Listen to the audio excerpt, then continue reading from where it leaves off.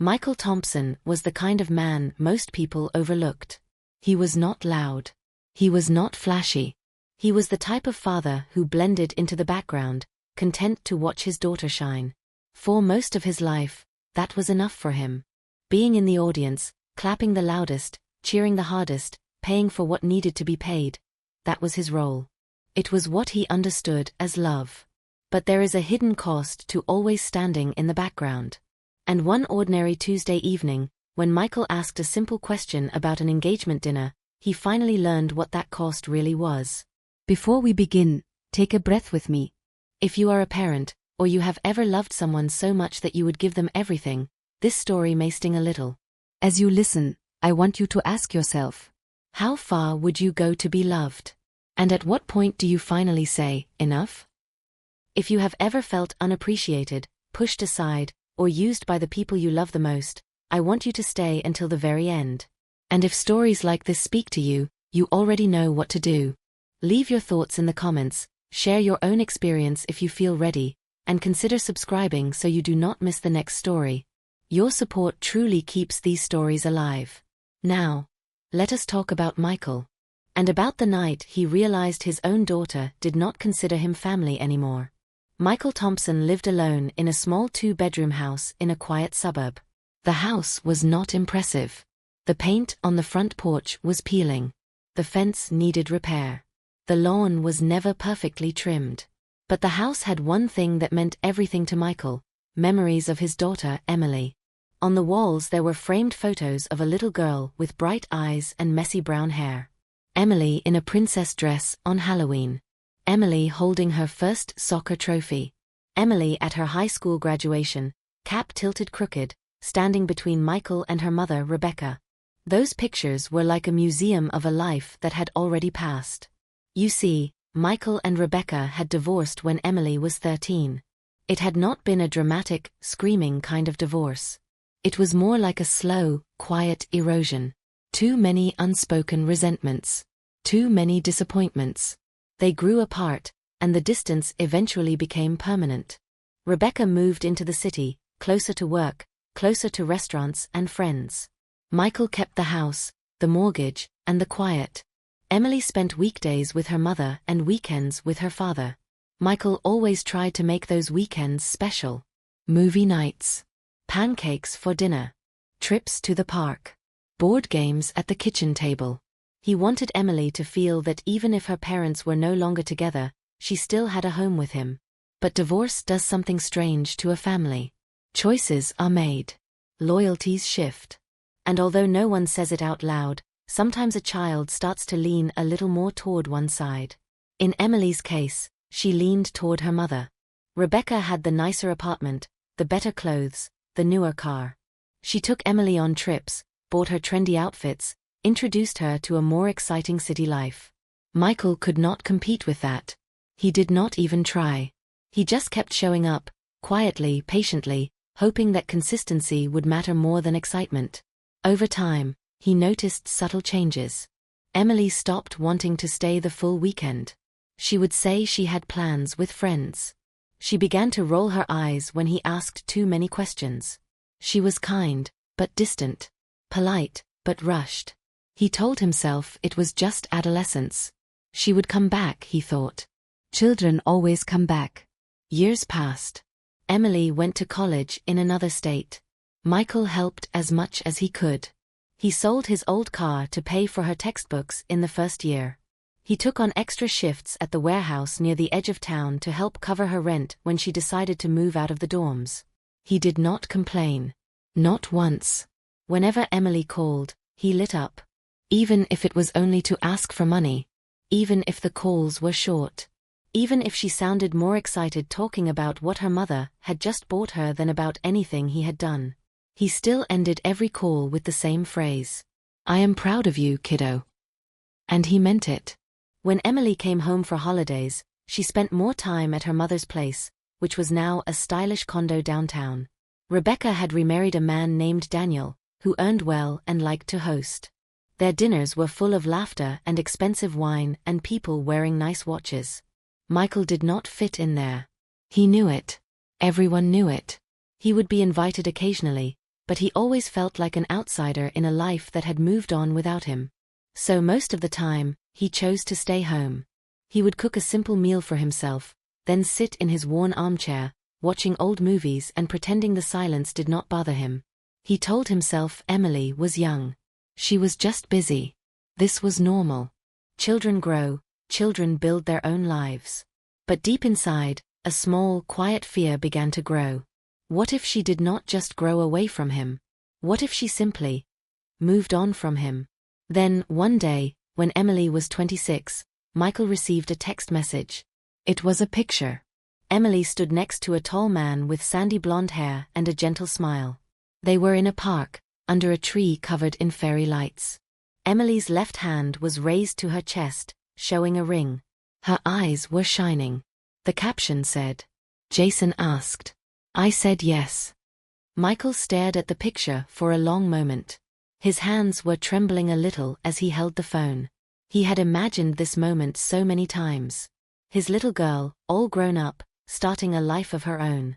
He smiled, even though something in his chest felt tight. He typed back, "Congratulations, Emily. I am so happy for you. I cannot wait to meet him properly." She responded with, "Thank you, Dad. We will plan something soon." Soon turned into weeks, then months. Michael learned more about Jason through social media than through his daughter. Jason was an engineer, originally from another state, now working in the city. He looked kind. He posted photos with Emily at restaurants, on hikes, at friends' parties. Emily looked happy. Michael liked every photo he saw. He wrote encouraging comments, simple ones, like, "So proud of you both. Looks wonderful. Beautiful picture, Emily." Sometimes Emily replied with a heart emoji. Sometimes she did not respond at all. He tried not to be hurt by that. The world had changed. People were busy. He told himself it did not mean anything. Then, one Sunday afternoon, Rebecca called. Her voice was bright, almost too bright. "Hi, Michael. I just wanted to let you know we are organizing an engagement dinner for Emily and Jason. We are thinking next month. It will be a nice, intimate thing." Michael's heart jumped. An engagement dinner? "That is wonderful. Just tell me when and where. I will be there." There was a brief pause on the other end of the line. Just half a second. But Michael felt it. "Yes, well," Rebecca said slowly, "we are still finalizing the guest list. You know how these things are. It is mainly close family and some of Jason's relatives flying in. Nothing big. Emily wants to keep it simple. We will let you know the details." The call ended with polite goodbyes, but Michael felt uneasy. Something about the way she said close family lingered in his mind. He brushed it aside. He assumed he was overthinking. Of course he would be invited. He was her father.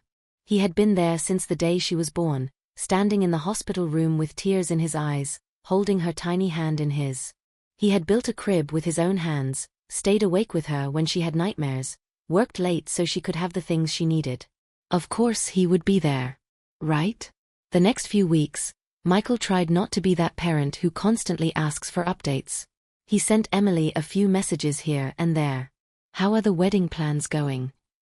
Let me know if you and Jason ever want to come over for dinner. I am here if you need help with anything." Emily responded, but always with short, rushed messages. "Busy, busy. I will call you soon, Dad. Things are a little crazy right now, but it is all good. We will find a good time to come by." The call never came. The dinner never happened. But Michael told himself to be patient.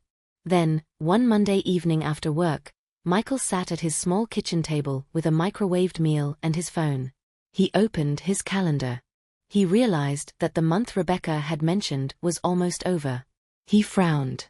That quiet unease returned. Had he missed something? An email? A message? An invitation that somehow did not come through? He scrolled through his chats with Emily. Nothing. He scrolled through the group chat that occasionally included Rebecca and Daniel. Still nothing. He hesitated for a moment, then decided to call his daughter. The phone rang several times before she answered. Hey Dad, Emily said. Her voice sounded distracted, like she was doing something else. Hi, sweetheart, Michael replied. He tried to keep his tone light, casual. I was just thinking. Your mother mentioned an engagement dinner. I realized the month is almost over and I have not gotten the details yet. I just wanted to ask. What time is the engagement dinner? I want to make sure I am not late. There was silence on the other end of the line. Not static. Not background noise. Just silence. Michael felt the hair on his arms stand up. When Emily finally spoke, her voice had changed. It was softer. Hesitant. Slightly guilty. Oh, she said. We had it yesterday. The words hung in the air between them. Michael sat very still. He thought for a moment that he had misheard her. His brain tried to rearrange the sentence into something that made sense. You had it. When? Yesterday. He repeated very quietly. Yes, Emily said. Yesterday evening. At Mom and Daniel's place. It was just a small thing. Close family and Jason's parents. Nothing big. I did not think you would want to come all the way over for it. And it was kind of last minute. We did not want to stress you out or anything. Michael stared at the wall in front of him. A crack ran through the paint, just above one of the old framed photos of Emily. She was 6 years old in that picture, holding a stuffed rabbit, her eyes shining with pure, uncomplicated trust. He swallowed. You had your engagement dinner yesterday, he said slowly, and you did not tell me. It was not a big deal, Emily rushed to say. It was just a dinner. The wedding is what matters, right? We will make the wedding special. We can plan something then. Maybe you and I can do something just the two of us.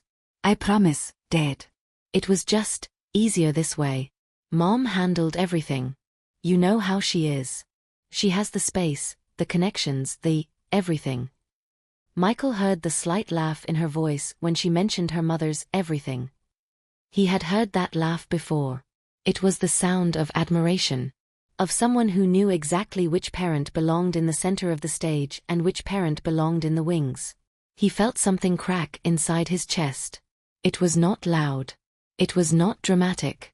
It was more like the quiet snap of a small branch under too much weight. He took a breath. I see, he said. His voice was calm. Too calm. So it was close family only. Yes, Emily replied, relieved that he seemed to understand. Exactly. Just close family. He let that sit there for a second. I am your father, he said. The silence returned. I know, Emily whispered. Am I not close family? Michael asked. He did not raise his voice. He did not accuse. He just asked the question as if he genuinely needed help understanding. Emily exhaled. Michael could almost see her rubbing her forehead, trying to find the words that would make this sound less cruel than it was. It is not like that, Dad, she insisted. You are my dad.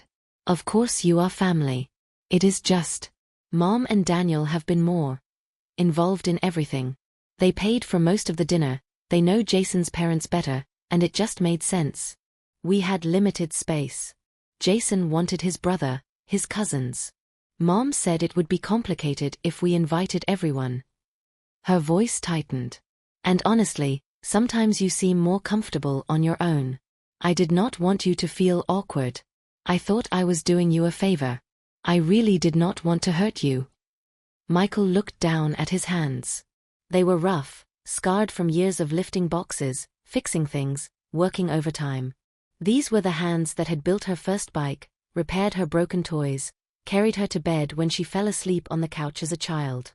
He realized in that moment that his daughter had built an entire life where those hands no longer fit. He could have argued. He could have shouted. He could have told her about every sacrifice he had ever made, every bill he had quietly paid, every time he had swallowed his own loneliness so she would not feel guilty. He could have reminded her who drove her to college on move-in day, his car overpacked with boxes because she did not want to pay for a moving truck. He could have reminded her who sat through her school concerts when her mother had an important meeting. He could have reminded her who stayed outside her dorm for an extra hour just in case she needed something, even after she said she was fine. He could have unloaded all of that pain into her ears. Instead, Michael did what he had always done. He protected her from it. "I understand," he said quietly. "If that is what you wanted, then that is what it is." Emily rushed to fill the silence with promises she did not realize were knives. "We will do something later, okay? Maybe next week you and I can get dinner. Or I will bring Jason over. We can have a mini celebration, just us. I really want you to meet him properly. He is a great guy, Dad. You will like him. And the wedding will be a big thing. You will be a part of that. I promise." Michael nodded, although she could not see it. "Sure," he said. "Let me know." They exchanged a few more words. She told him about work, in vague terms. He told her that he was proud, as he always did. They ended the call on a seemingly polite, almost normal note. But when Michael hung up, the house suddenly felt colder. He sat at the kitchen table for several minutes, the phone still in his hand, his food untouched and now cold. Then, without fully deciding to, he stood up and walked into the living room. He looked at the walls. At the framed photographs. At the timeline of a love he had poured out, year after year, without ever calculating the cost. He walked slowly to a particular picture. Emily at 18, in her graduation gown. In that photo, she stood between him and Rebecca. There was a slight gap between Michael and Rebecca, a space that spoke of a marriage that had ended. But Emily was in the middle, pulling them together. Her arms were around their waists, her smile wide, as if she believed love could bridge any distance. Michael stared at that photograph for a long time. Finally, he whispered, almost to himself. "When did I move from the middle to outside the frame?" It was not just about the dinner. It was about years of small exclusions. Holidays spent alone while Emily was at her mother's fancy events. Important decisions made without his input. The gradual, quiet shift from we to they. The engagement dinner was simply the moment the truth became impossible to ignore. He was not close family anymore. Not in the way they defined it. He walked back to the kitchen, sat down, and forced himself to eat. The food tasted like nothing. In the days that followed, Michael went through the motions of his life. He woke up early. He made coffee. He went to work, where he lifted boxes and checked inventory and made small talk with colleagues who did not know that his heart had cracked. He came home to an empty house. He heated up frozen dinners. He watched television shows without really seeing them. Emily sent him a few messages. "Sorry again about the dinner, Dad. It really was not that big a deal. Jason says hi. Mom is helping with the wedding venue. It is stressful but exciting." Michael responded with short, polite replies. "I am glad you had a good time. Tell Jason I say hello. I am sure the wedding will be beautiful." He did not mention the engagement dinner again. He did not ask for details. He did not ask who was there. He did not ask what they talked about when they raised their glasses to celebrate a future he was apparently not invited to celebrate. He had already learned what he needed to learn.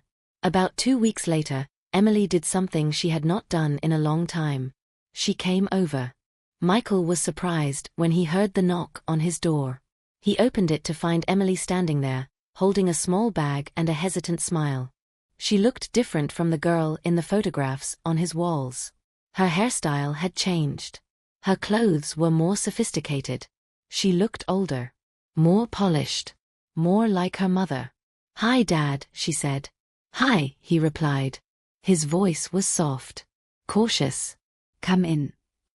She stepped inside, looking around the house the way people look at a place they used to know very well but have not visited in years. "Everything looks the same," she said with a small laugh. "You still have all these pictures up?" "Of course," Michael replied. "They are important to me." Emily did not answer that. Instead, she handed him the bag she was holding. "I brought you something from the engagement dinner," she said. Leftover cake. "And one of the little gift boxes we had on the table. I thought you might like to see." Michael took the bag and peered inside. There was a small white box tied with a ribbon and a slice of cake in a plastic container. The box had E and J printed in gold letters on the top. He felt something twist in his stomach. A gift from an event he had not been allowed to attend. A souvenir from his own absence. "Thank you," he said. "That is thoughtful." They sat in the living room. For a moment, neither of them spoke. Emily fidgeted with the hem of her sleeve. "Dad," she finally said, "are you angry with me?" Michael looked at her. Really looked at her. He saw the nervousness in her eyes, but also something else. A kind of defensiveness. A readiness to justify herself if he said yes. "I am hurt," he answered. "I am not angry. But I am hurt." Emily swallowed. "I did not mean to hurt you," she said. "I know," he replied. "That is what makes it worse." She frowned. "What do you mean?" Michael took a deep breath. "You did not mean to hurt me because you did not think about me enough to realize that you would," he said calmly. You organized an engagement dinner with your mother and your future husband. You thought about the guest list. You looked around the table and decided who would be there to celebrate your future. And at some point in that process, you decided that your father did not need to be there. Not because I have done something terrible to you. Not because there was a history of abuse or cruelty. But because I am inconvenient. Because I do not fit into the image. Emily opened her mouth to protest, but he held up a hand gently. "I am not saying this to attack you," he continued. "I am saying this because it is the truth. You did not think I was important enough to fight for, to insist on, to say, if it is close family, my father is coming." You chose comfort over loyalty. You chose ease over effort. Emily's eyes filled with tears. "That is not fair," she whispered. "You do not know how complicated it was. Mom was handling everything. Jason's parents are very traditional. There were limited seats. It was political. I did not want drama. I did not want to put pressure on anyone." Michael nodded. "I understand," he said. "You did not want to create conflict. So you chose the path with the least resistance. I get that. But Emily, in choosing that path, you decided that your father was the part you could sacrifice." She wiped at her eyes angrily. "I am not a bad person," she said. "I am just trying to manage everything. I live in two worlds, Dad. I have Mom and Daniel and their circle, and then there is you. It is not always easy to mix those worlds. You feel out of place there. You have said so yourself. You never come to their big events. You seem so much more comfortable here, on your own, in your quiet life. I thought you would be happier not being thrown into the middle of all that." Michael looked at her with a tired kind of sadness. "You thought I would be happier at home alone," he said, "than sitting at a table watching my daughter celebrate one of the most important moments of her life." Emily did not answer. Michael continued, his voice low, steady. "I do feel out of place with your mother and Daniel. I know I do not fit into that world. I know I am not polished. I know I do not have their money or their status. But Emily, I would have stood in the backyard. I would have sat at the smallest, most uncomfortable chair. I would have been in the kitchen washing dishes. I would have done anything, been anywhere in that house, as long as I was there for you." She started to cry then.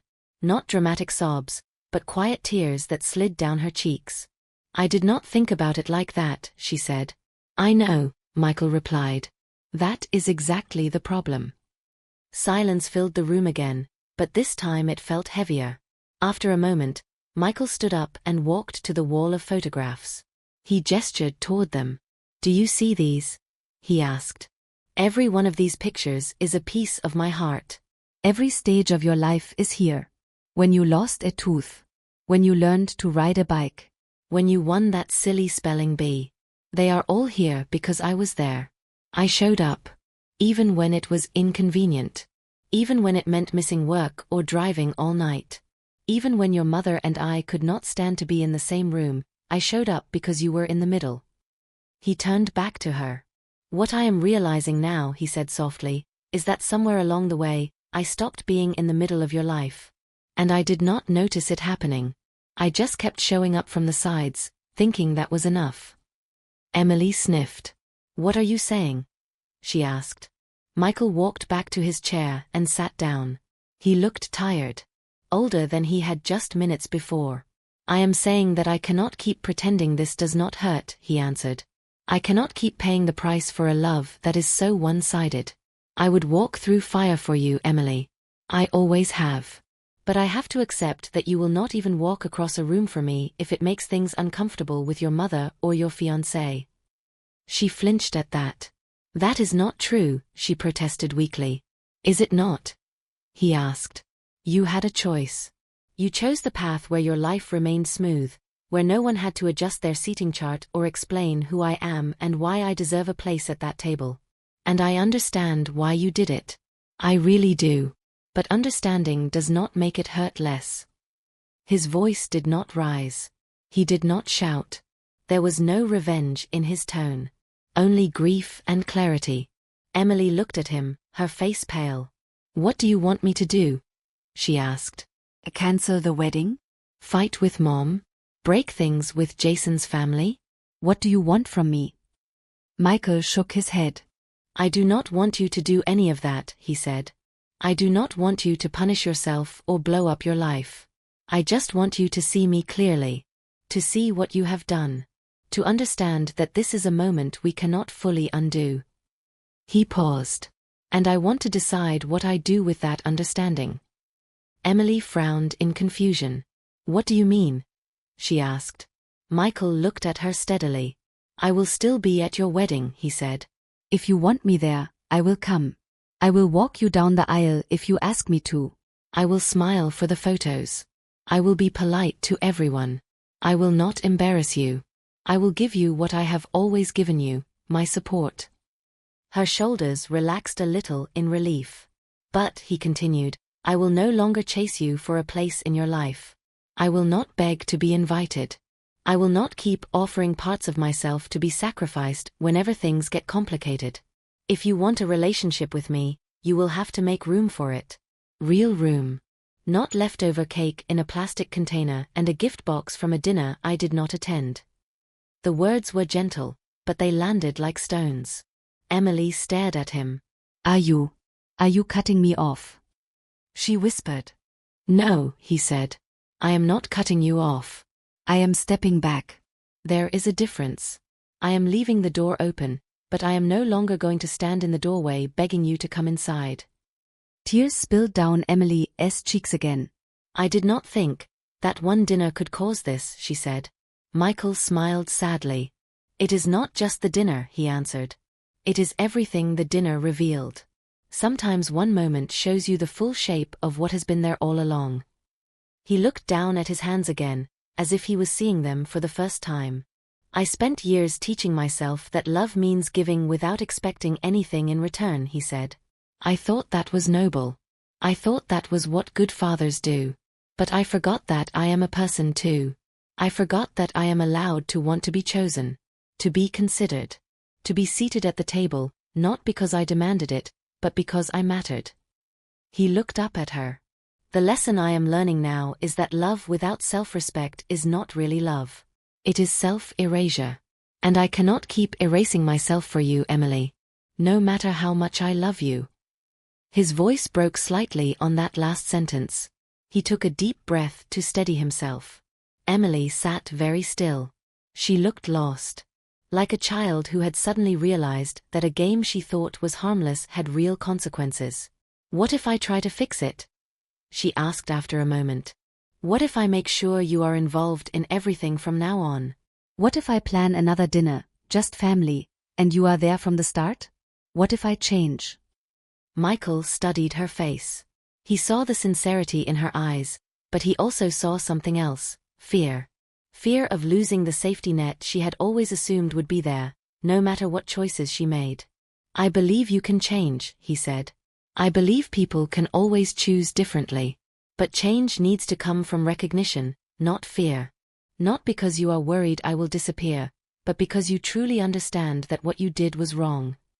He leaned back in his chair. And even if you do change, even if things improve, this moment will always exist between us. I will forgive you. I already am trying to. But forgiveness does not erase memory. It just allows us to live with it. Emily wiped her face again. So what happens now? She asked quietly. Michael looked around the room. At the photographs. At the worn furniture. At the fading evidence of a life built on love that did not know how to ask for anything in return. Now, he said slowly, I think I learn how to love you without losing myself. I answer when you call. I show up when you include me. But I also build a life that does not revolve around waiting for your invitations. I make friends. I join that community group down the street that I keep postponing. Maybe I volunteer somewhere. I fill my walls with more than just your childhood photos. He smiled sadly. And you? You will go on with your life. You will marry Jason. You will build your own home, your own family. I hope truly that you will be happy. I hope you will remember this conversation the next time you are tempted to sacrifice someone who loves you because it is easier than standing up for them. He held her gaze. And maybe one day, when you have a child of your own, you will understand what it feels like to be on the outside of a moment you thought you had earned a place in. Maybe then you will see me more clearly. Not as the quiet, awkward father on the sidelines, but as a man who loved you so much he almost forgot to love himself. Emily's lips trembled. I do not want to lose you, she whispered. You are not losing me, he replied gently. You are losing the version of me who accepted anything just to stay close to you.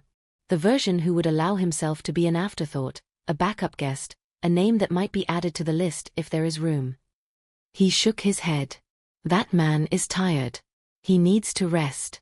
What remains is a father who still loves you deeply, but who finally understands that his love has value, and that it should not be treated as disposable. Emily stayed for another hour. They talked about small things. The wedding date. Jason's job. Michael's work at the warehouse. The conversation moved slowly, like someone learning to walk again after an injury. When she finally stood to leave, Emily hesitated by the door. Can I hug you? She asked. Michael nodded. She stepped forward and wrapped her arms around him. For a moment, she was small again. A little girl burying her face in his chest after a nightmare. Except this time, he could feel that the nightmare was of her own making. He held her, but not too tightly.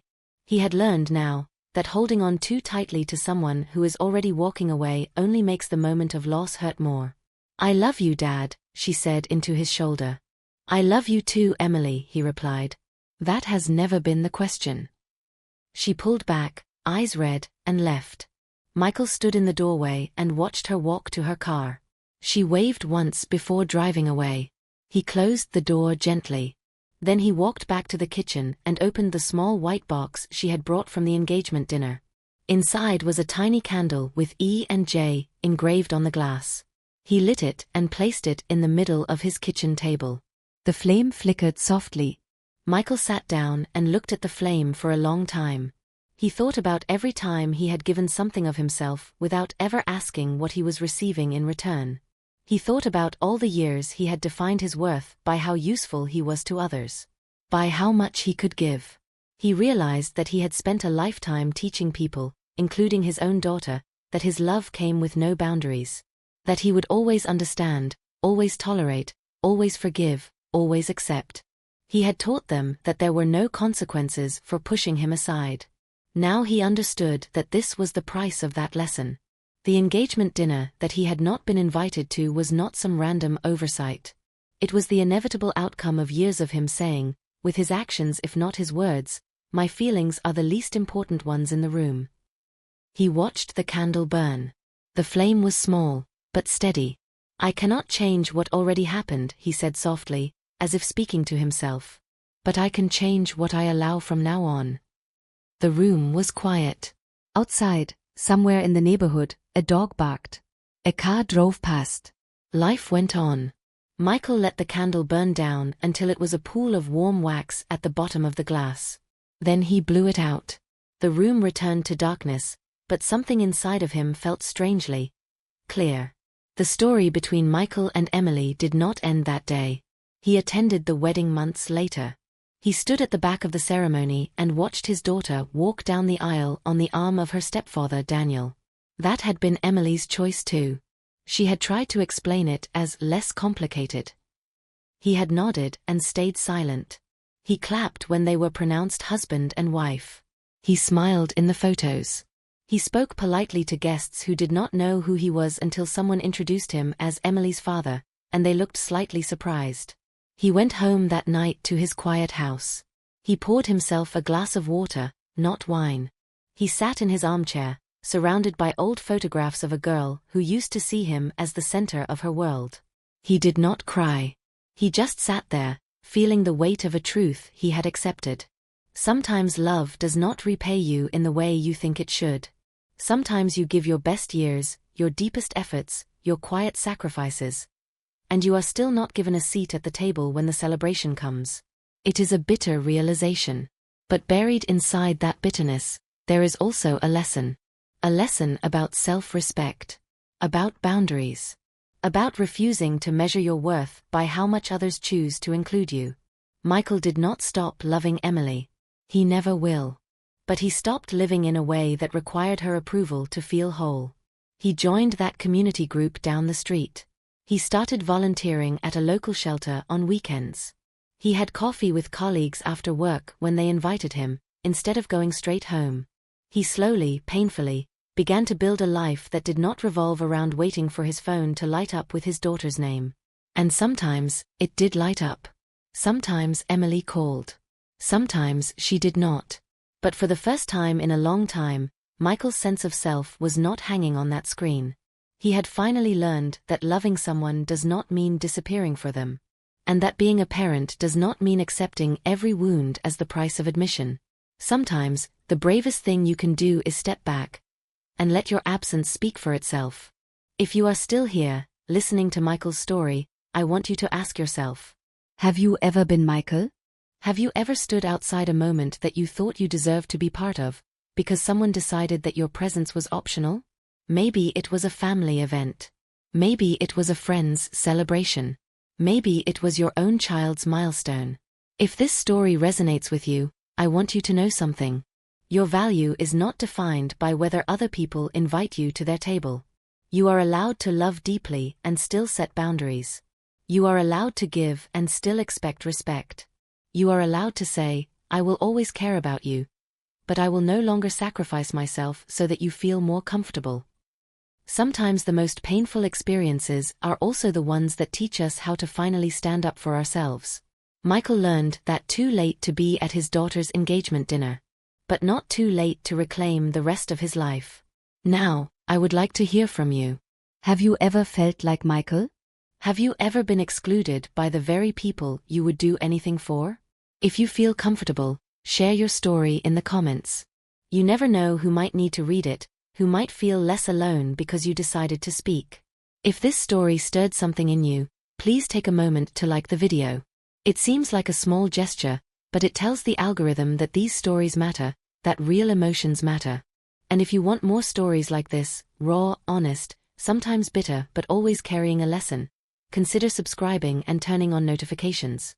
There are many more stories to tell. Some may sound a lot like your own. Thank you for staying with me until the end. Take care of your heart. And remember, love others, but do not forget to love yourself too.